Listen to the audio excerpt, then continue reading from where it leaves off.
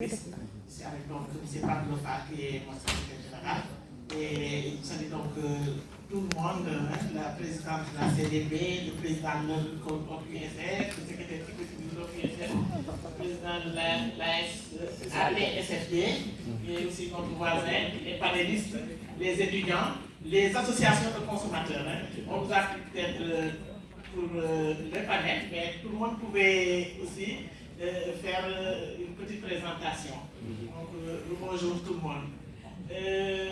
Aujourd'hui, nous allons présenter sur un thème, à savoir le thème sur l'éducation financière de masse, qui est un thème qui sera un prétexte par rapport à tout ce que nous sommes en train de faire. Nous sommes en train de travailler depuis un certain temps sur l'éducation financière de masse, mais le thème sur la problématique du gaspillage dans les cérémonies familiales. C'est un exemple que nous avons.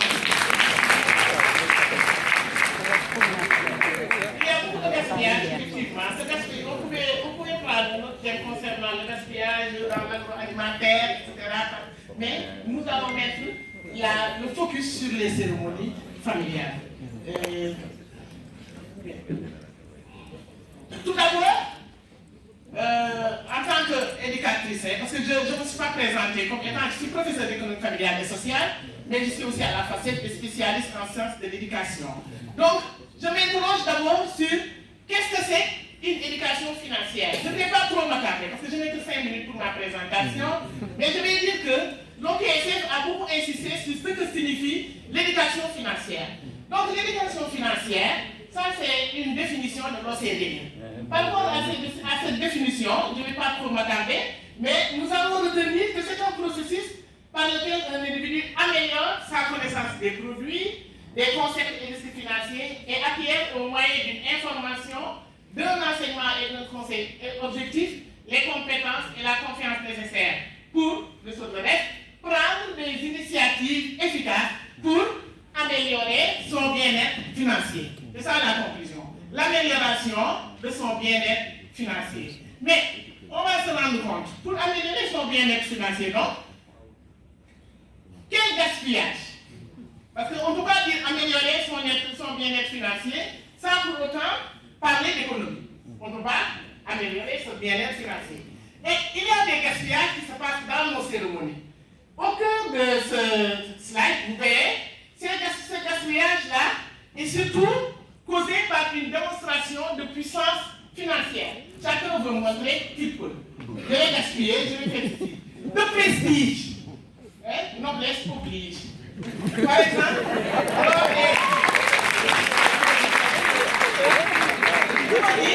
lors des mariages, lors des baptêmes, lors des cérémonies, et même, malheureusement, lors des funérailles. On va voir lors des funérailles qui sont teranga, tout ça, c'est vraiment c'est un problème de gaspillage qui amène des dépenses.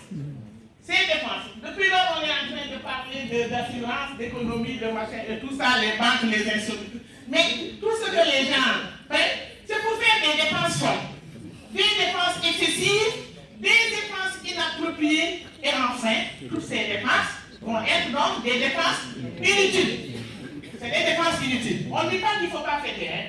Ça, je ne vais jamais le dire, parce que moi-même, je fête. Donc, quand il y a une cérémonie, mais il faut faire des dépenses appropriées, le contraire de inapproprié. Voilà. Pourquoi ces dépenses? Quelles en sont les causes maintenant?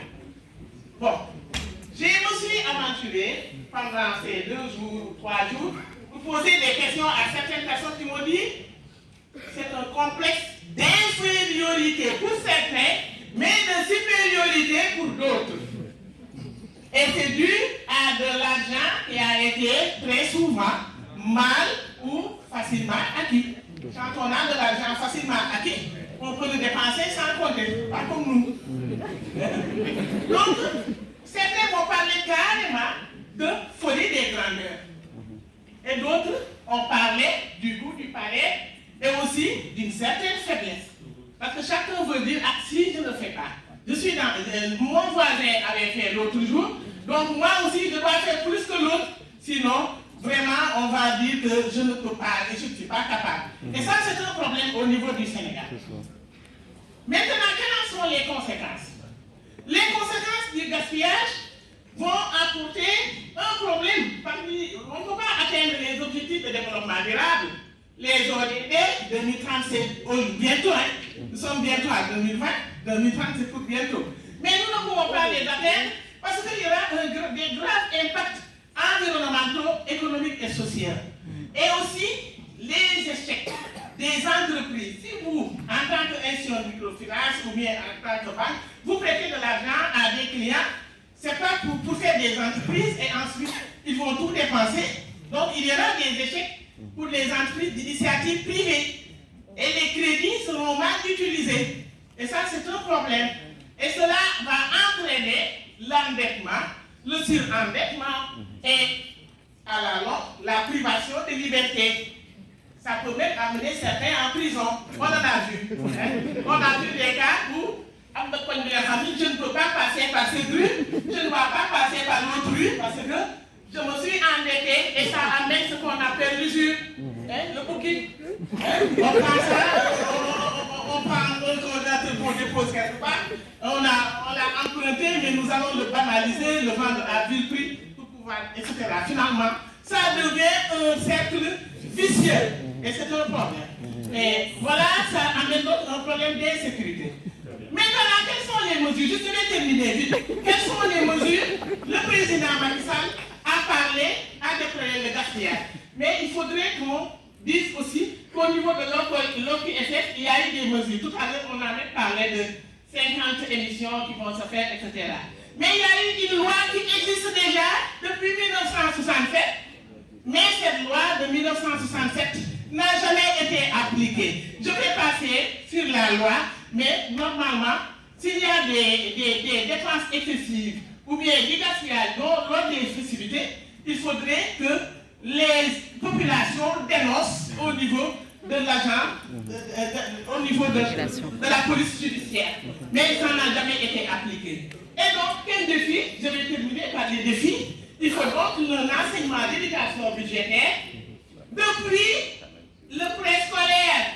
Moi, je ne vous pourrais pas, chers étudiants, qu'on vous attende, d'abord qu'on attende que vous ayez un certain âge pour démarrer cette éducation. Il faut le démarrer à la racine, depuis le préscolaire, le primaire. Et ensuite, accompagnement et sensibilisation de certains clients qui sont en situation de fragilité bancaire et l'application de la loi contre le gaspillage. Bon. Pour terminer, l'action des associations de consommateurs vont porter surtout sur la formation de leurs points focaux, sur des campagnes, sur appuyer les populations, etc. Bon.